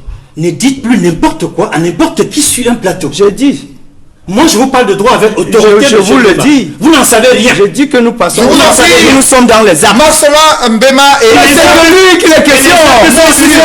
C'est de lui qu'il est question. Edmond Kambia la parole. Permettez qu'il puisse aller jusqu'au bout. Je n'ai pas interrompu. Il ne faut pas crier sur moi depuis. Je vous en prie. Il a vous reprendre, monsieur Mbema. Oui, répondez-moi calmement. Dit des inepties, Répondez-moi. des saloperies, des inégalités. Edmond Kambia, restons courtois envers les uns et les autres. Qu'est-ce que vous attendez? Je vous en prie, Edmond, allez jusqu'au bout concernant cette situation sur la crise sanitaire. Le gouvernement a reçu, le Premier ministre, il y a plusieurs semaines, l'archevêque métropolitain de Douala, afin de prendre en compte, ou du moins de discuter sur son protocole thérapeutique. Et plusieurs mois plus tard, jusqu'à aujourd'hui, le gouvernement n'a pas officiellement intégré ces différents protocoles phytothérapeutes dans le traitement de lutte contre la pandémie de Covid-19. Qu'est-ce qui explique cette situation-là, selon vous? D'abord, il faut le regretter. Et sur ce plateau, depuis le début de la mise en œuvre des ripostes à la propagation de Covid-19, nous avons appelé le gouvernement à tenir compte, n'est-ce pas, des solutions endogènes. Et le chef de l'État évoquait cette ouverture à la prise en compte des solutions locales et endogènes. Et nous avons apprécié à sa juste mesure lorsque le Premier ministre chef du gouvernement a reçu en audience son Excellence Monseigneur Samuel Cléda, pas seulement en sa qualité d'autorité religieuse, mais en tant que tradit praticien. Parce qu'il a fait ses preuves sur le terrain avec sa solution qui traite le Covid. Et nous avons également apprécié le fait que le chef de l'État, en plus de Samuel Cléda, reçoive également d'autres tradis praticiens qui comptent dans la République. Et nous sommes heureux que le Premier ministre chef du gouvernement ait récemment appelé, n'est-ce pas, ses collaborateurs à faire en sorte que soient prises véritablement en compte les solutions qui sont menées par les tradis praticiens camerounais. C'est récent, nous avons suivi récemment une instruction dans ce sens du Premier ministre chef du gouvernement. Ça arrive un peu tard, c'est dommage, parce que si on avait pu faire comme à Madagascar, où le chef de l'État malgache a pris les choses en main, s'est personnellement mis au devant de la scène pour défendre le produit local, le Covid. Je pense qu'avec le produit de Cléda, on aurait pu faire pareil et qu'on n'en serait pas là. Et que le nombre de morts aurait diminué. On n'en serait pas à 313 morts, à des centaines de morts. On aurait peut-être moins de morts, beaucoup plus de guéris.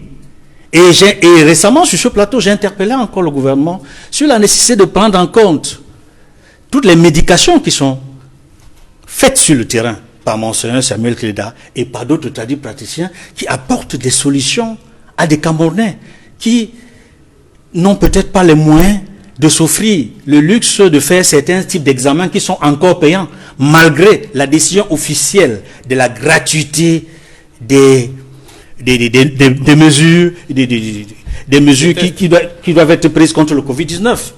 Donc je pense que mieux vaut tard que jamais.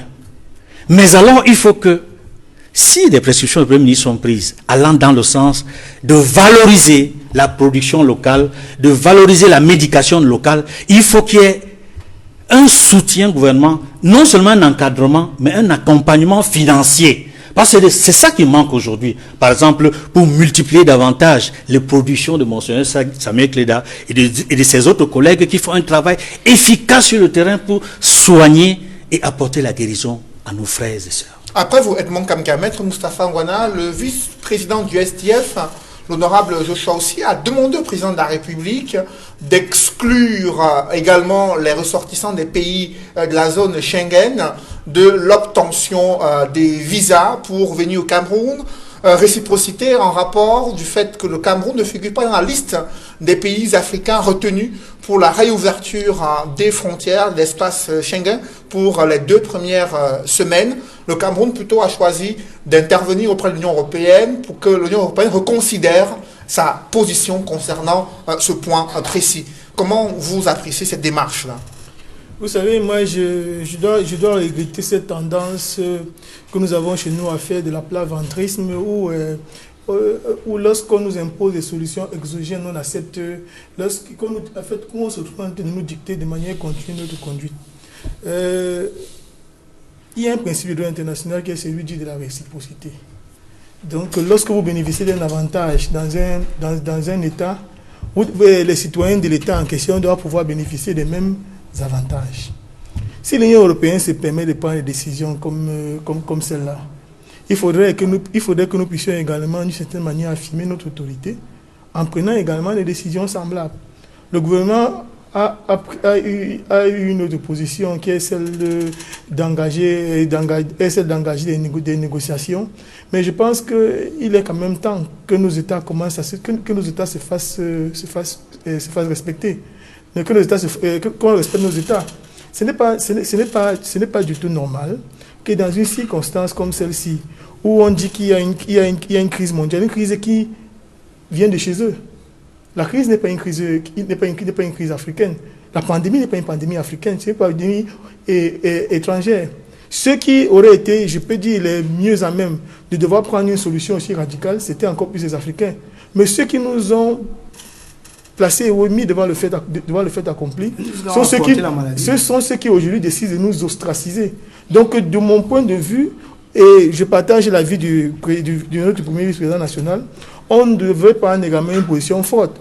Et je pense même que c'est des questions qui parfois doivent faire l'objet de décisions fortes même de l'Union africaine. Parce que c'est vrai, les décisions qui sont prises de manière disparate par chaque État, ça n'ont pas le même impact. Il faudrait que tous les citoyens également de l'espace de l'Union européenne soient par exemple interdits d'accéder également au territoire africain. Je prends un exemple qui s'est déroulé récemment entre la Turquie et la France. Le gouvernement français a pris une décision qui portait interdiction de la construction d'une mosquée turque en plein Paris. Ils ont pris cette décision-là. Le lendemain, le président turc a pris la décision de fermer toutes les écoles françaises et consorts et tout. Mais ça dit que les conséquences étaient encore plus graves pour la France. Le président Emmanuel Macron, à moins de 24 heures, est revenu sur sa position. Il faut que nos États apprennent à se faire respecter. Moi, je me souviens qu'en 60, le président Kennedy venait recevoir Ahidjo au bord de la passerelle de l'avion, en 1960. Le président Ahidjo était reçu au bord de la passerelle. Mais aujourd'hui, je crois que si on envoie un secrétaire d'État recevoir le président de la République du Cameroun, ce serait même un événement. Il sera attendu certainement à la Maison Blanche dans le meilleur des cas. Vous comprenez que notre diplomatie est complètement décadente. Donc il faudrait faire des choses qui permettent à notre pays de reprendre des couleurs.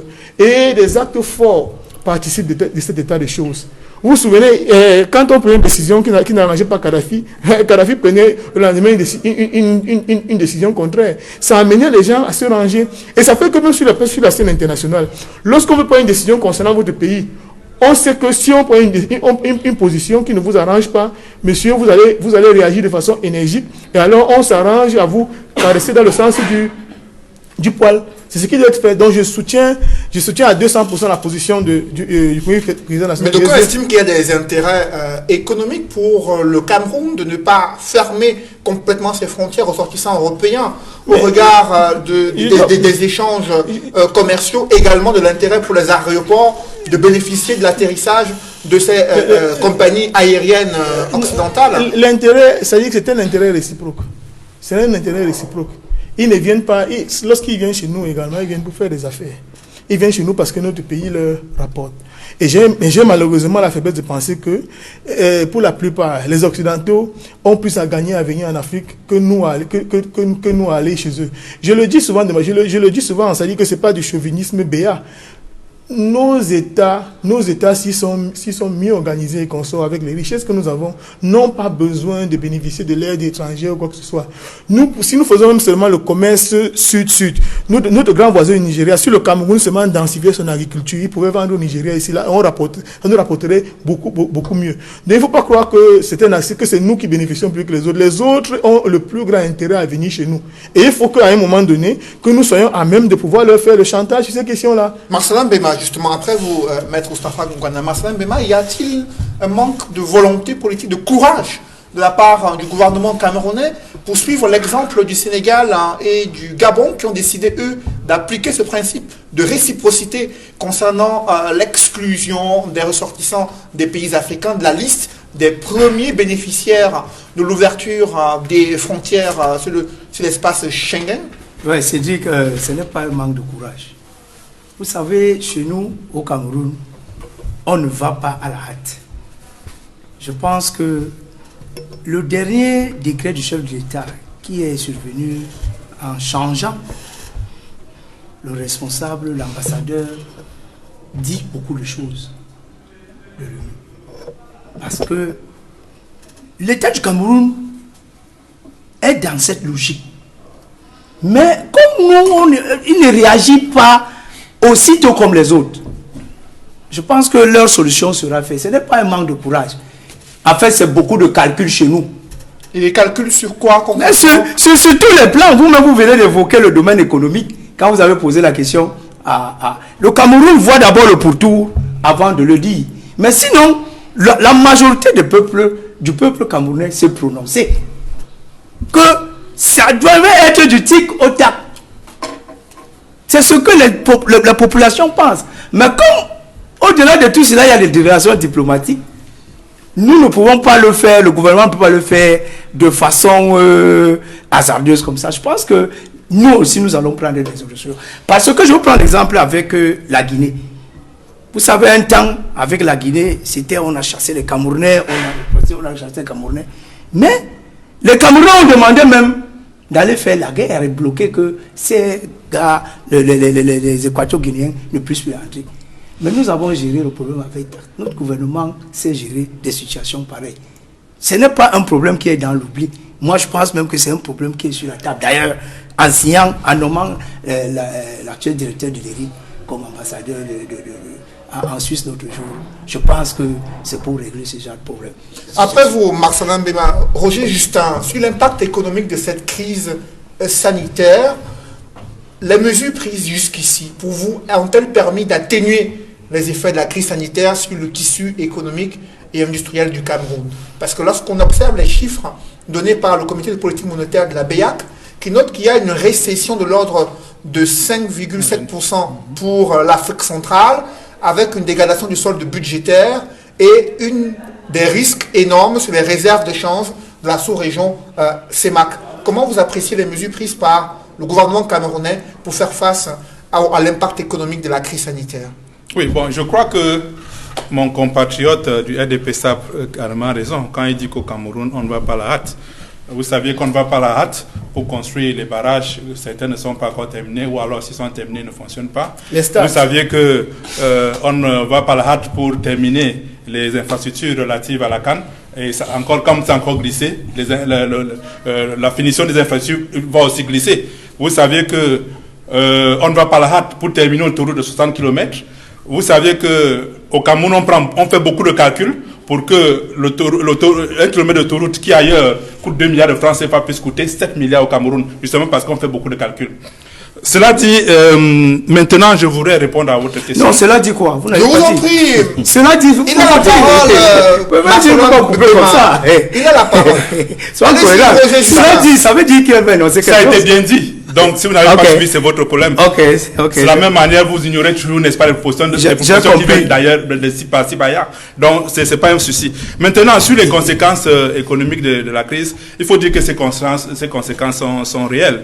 Je me rappelle encore d'un rapport du GICAM qui a démontré que ça avait un impact très sérieux, tant au niveau des grandes entreprises et surtout sur les petites entreprises. Et il faut savoir que le tissu économique chez nous est formé essentiellement de petites entreprises. Et là, si elles sont touchées comme c'est le cas, ça veut dire qu'on a des soucis. Même en termes, n'est-ce pas, de recettes fiscales, c'est un véritable souci. On n'est donc pas étonné qu'il y ait révision, n'est-ce pas, de la loi des finances, parce que maintenant, il faut dire qu'on ne peut pas dire qu'on est satisfait par les solutions proposées par le gouvernement. Ils ont proposé quelques solutions, mais qui sont loin, n'est-ce pas, de ramener la sérénité dans le tissu économique camerounais. De nombreuses entreprises sont encore en train de se battre. Vous aviez des entreprises qui ont même du mal à exporter. Il y en a qui ont du mal à importer, notamment, vous saviez, ceux qui allaient généralement importer du matériel de la Chine n'ont pas pu fonctionner. Jusqu'à présent, je pense qu'elles ne fonctionnent pas. Donc, tout cela a un impact à la fois, pas seulement sur les entreprises, mais sur les travailleurs. Il y a beaucoup d'entreprises qui ont mis, n'est-ce pas, une partie, ne serait-ce qu'une partie de leurs employés en congé technique. Donc vous êtes d'accord avec le gouvernement sur le fait qu'il faut aller vers l'Union européenne pour faire un lobbying afin d'intégrer le Cameroun dans la liste des pays bénéficiaires de la réouverture des frontières pour revitaliser ces échanges commerciaux qui existaient entre ces deux parties du monde? Bien, je pense qu'au demeurant, on n'a pas suspendu complètement les échanges commerciaux parce que les bateaux, tout ça pouvait accoster de part et d'autre. Mais maintenant, je pense que là n'est pas, à mon avis, c'est pas ça le sens du combat que mène le gouvernement, qui est incapable de défendre bec et ongle la souveraineté de notre pays. Pour eux, c'est un jouet. Quand on en parle sur la scène politique nationale, ils vont utiliser ça comme un gadget pour pouvoir se défendre. Non. Mais moi, je voudrais dire quelque chose d'important. Parce que il faut que nous, en Afrique, on apprenne aussi à parler d'une même voix. Quand je le dis, je parle de l'Union africaine. De l'autre côté, en Europe, on parle d'une même voix. Et comme l'a dit mon compatriote, ce n'est pas des réponses singulières qui pourront faire l'affaire. Il faut qu'en Afrique aussi, on apprenne à parler d'une même voix. Même quant et je me dis, l'une des conséquences de cette crise serait peut-être de développer le commerce intra-africain. On a des moyens de le faire. Ça pourrait nous permettre d'être plus résilients, de mieux répondre, n'est-ce pas, à des crises comme celle-ci. Je voudrais aussi ajouter que, de mon point de vue, le gouvernement a perdu l'occasion de permettre l'éclosion d'unités de fabrication, notamment des équipements dans le cadre de cette crise. Vous saviez qu'il y a pas mal d'ingénieurs qui ont proposé des solutions en termes d'équipement. J'ai vu des respirateurs, ils pouvaient produire des respirateurs au Cameroun, mais on a préféré importer. Vous savez pourquoi on importe? Et pourquoi, selon vous? Mais parce que ça leur permet de voler de l'argent. Aussi simple que ça. La réponse est toute celle-là. Par exemple, pourquoi est-ce qu'on ne soutient pas Monseigneur Kleda? C'est parce qu'on ne peut pas voler. On ne peut pas surfacturer. Oui. Lorsqu'on importe, on vous dit ce qui coûte 100 francs multiplié par 10 ou bien par 20, ça devient 1000 francs, 2000. Ils aiment ce jeu-là. Non, mon compatriote l'a si bien dit qu'au Cameroun, on aime calculer. On calcule pourquoi? C'est pour voler. Alors, Marcelin Mbema, les calculs sont faits pour des détournements de fonds publics pour favoriser davantage des possibilités de surfacturation, selon ce que pensent le MRC et le SDF? Oui, le MRC a toujours pensé comme ça. Tant qu'ils ne sont pas au pouvoir, vont toujours continuellement penser comme ça. Je pense que ce n'est pas ce que moi j'ai dit. Il a fait une litanie de choses. Moi, ce n'est pas ce que j'ai dit. On a dit ici, les mots ont leur sens dans leur contexte. Moi, j'ai dit on était dans le contexte de cette réaction africaine qui voudrait que tous les pays africains décident aussi de former leurs frontières. C'est là où ils se retrouvaient d'un autre côté, dans les autres côtés. Mais il questionne le soutien du gouvernement aux initiatives locales visant à lutter contre c'est ça qui m'étonne là, parce qu'ils disent que... Mais je pense que tout le soutien est pour ces honnêtes hommes qui travaillent pour ça. Quand le Monseigneur Kleda a été invité par le Premier ministre, il a eu de l'appui.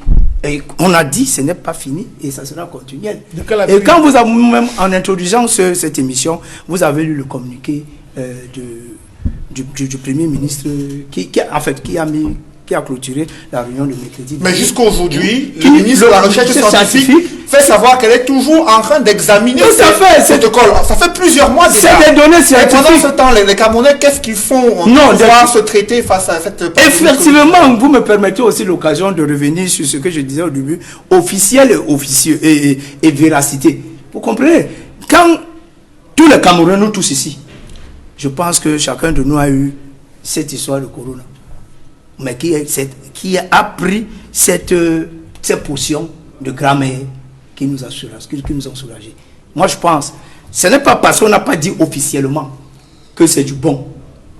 Tout le monde est allé. Parce qu'avant même que ça n'arrive, tout le monde, tous les Camerounais, nous tous, nous savons que nous avons eu les recettes de grammaire qui nous ont toujours donné la santé. Et tout le monde est passé par là. Maintenant, c'est une histoire, il faut déclarer officiellement. Il faut prendre une grosse responsabilité. Et c'est un domaine scientifique. Il faut avoir et pouvoir coordonner toutes les données et être sûr qu'il n'y a pas de souci avant de déclarer. Sinon, vous déclarez quelque chose, après les conséquences, si les conséquences sont néfastes, qu'allez-vous faire? C'est de ça dont c'est pour cela que le gouvernement cherche à avoir d'abord la bonne vérité avant de dire aux gens, maintenant vous pouvez y aller. Mais entre-temps, les Camerounais ils vont là-bas. Ils se soignent là-bas. Quand vous voyez nos statistiques, là, nous ne sommes pas les moins bons en Afrique. Hein. Je pense que, parce que moi je vois même des gens qui partent de l'Europe pour venir se soigner de cette maladie ici chez nous. Parce qu'ils savent que nous avons le secret. Ce n'est pas parce qu'on n'a pas encore officialisé. Quand Madame le ministre aura déjà tous les résultats, scientifiquement, il va les promulguer et puis ça c'est fait. Avec vous, Moustapha Ngouana, pourtant on a vu le ministre de la Recherche scientifique se tourner vers la France pour demander un soutien financier pour développer l'industrie pharmaceutique locale.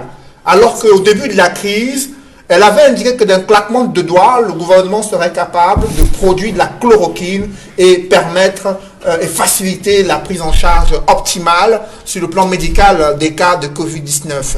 Comment vous appréciez cette attitude du gouvernement face aux initiatives locales et, bien sûr, à l'importation de l'expertise médicale? Je vais vous dire une chose, c'est que moi c'est Lumumba qui disait la main qui donne, la main qui dirige. La main qui paye, et on a coutume de dire que c'est lui qui paye l'orchestre, commande la musique.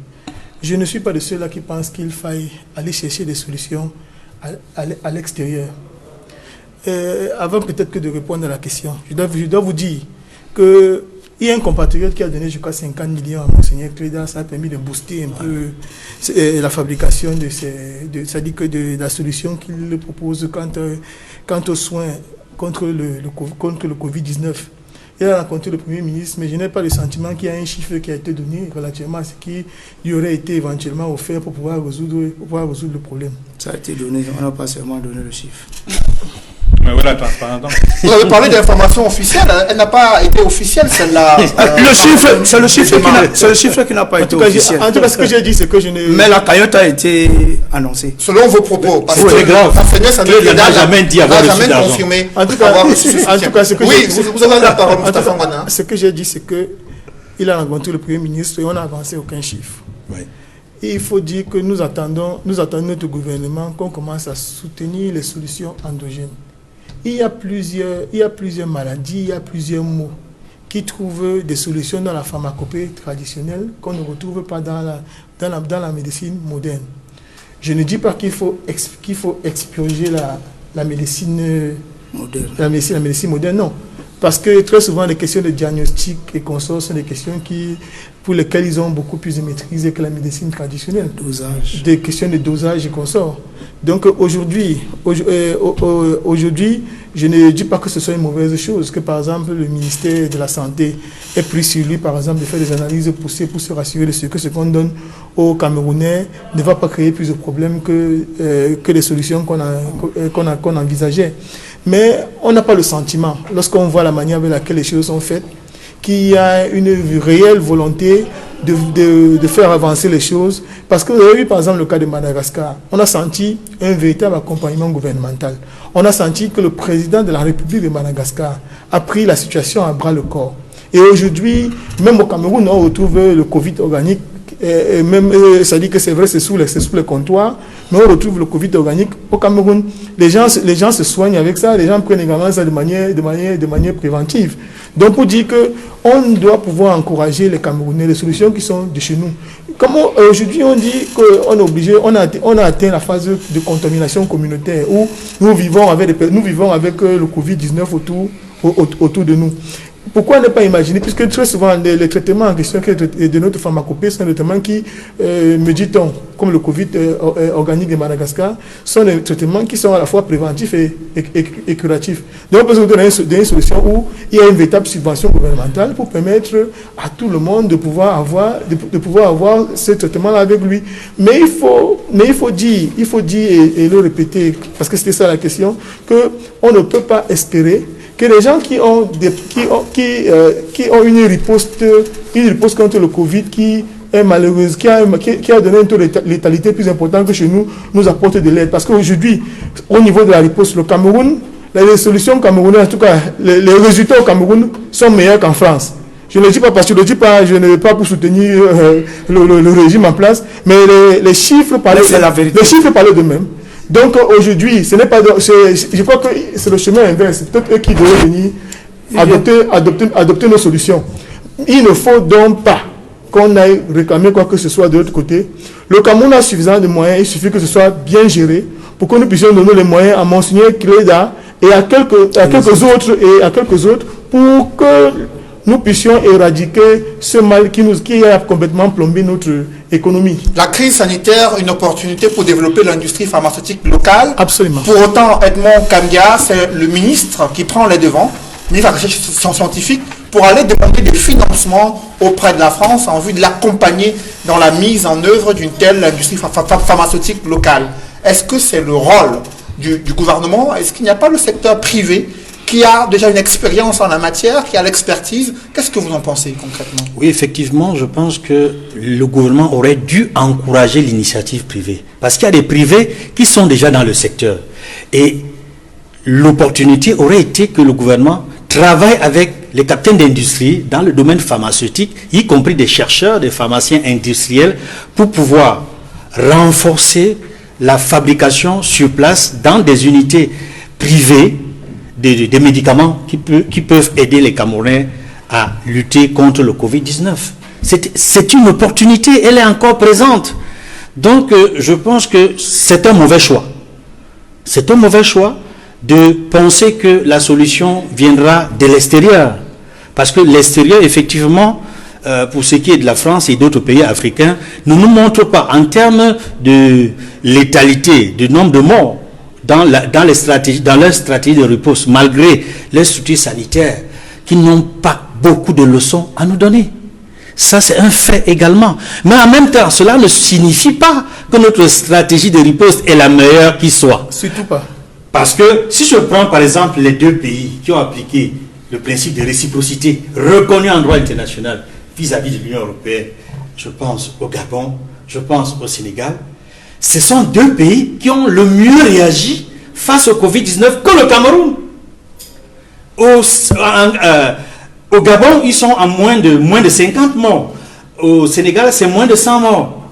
Et ce sont des pays qui, très tôt, ont fait face, n'est-ce pas, à la survenue des cas, des patients qui étaient en difficulté avant nous, mais qui ont très tôt réagi à travers leurs chefs d'État qui se sont mis au devant de la scène.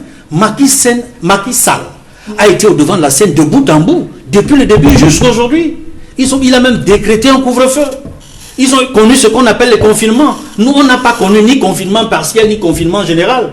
Les stratégies étaient bien organisées et la riposte était graduée au Sénégal.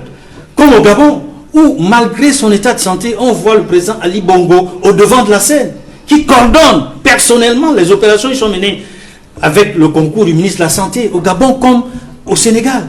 Donc, moi je dois dire, sur la notion du principe de réciprocité que ces deux pays ont appliqué, j'ai dit, eux, ils ont les moyens de revendiquer la réciprocité. Parce qu'eux, ils font des efforts. Et ils souhaitent que l'Union européenne reconnaisse les efforts qu'eux, ils font, avant que de leur interdire, n'est-ce pas, la possibilité pour leurs citoyens d'arriver dans l'espace Schengen. Mais nous sommes, j'ai dit, le Cameroun est incapable de prendre la même mesure que le Sénégal, que le Gabon. Parce que nous n'avons pas des arguments qui tiennent, capables de faire valoir, au moins sur le plan épidémiologique.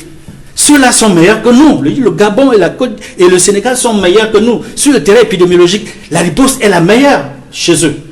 Maintenant, sur les relations entre l'Union européenne et le Cameroun en particulier, et la France entre le Cameroun, j'observe que malgré tous nos grands discours sur la souveraineté, sur le fait que le Cameroun n'a rien à attendre de qui que ce soit, mais nous sommes encore les premiers à aller solliciter chaque fois que nous sommes en difficulté l'aide de nos pays amis, notamment la France, comme on a vu récemment. On va braquer une mauvaise solution à un vrai problème, parce qu'un des partenaires qui aurait pu nous aider dans le contexte actuel, en tenant compte de nos moyens qui sont faibles sur le plan financièrement, c'est l'Inde.